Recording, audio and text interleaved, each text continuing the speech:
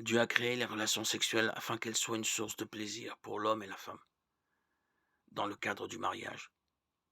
La Bible parle clairement de l'importance de conserver sa pureté sexuelle, en n'allant pas au-delà des limites de l'union entre conjoints. Éphésiens 5:31. Les hommes sont tout à fait conscients du plaisir suscité par ce don de Dieu, si bien qu'ils l'ont fait sortir du cadre du mariage.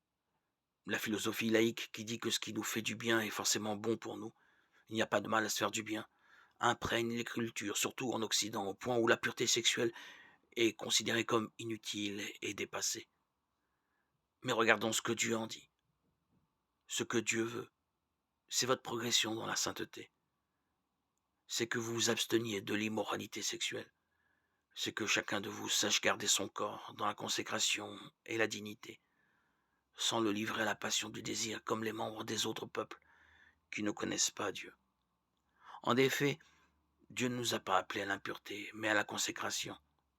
1 Thessaloniciens 4, 3, 5.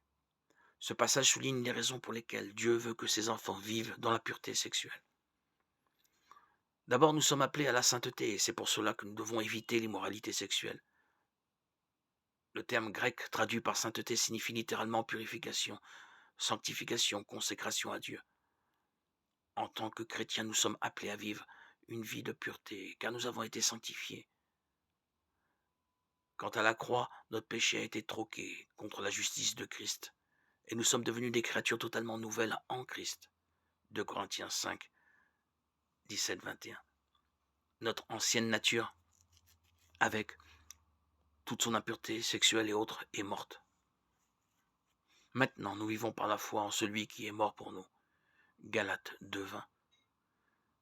Persévérer dans l'impureté sexuelle va à l'encontre de cette nouvelle vie et constitue d'ailleurs une raison valable de douter de notre régénération.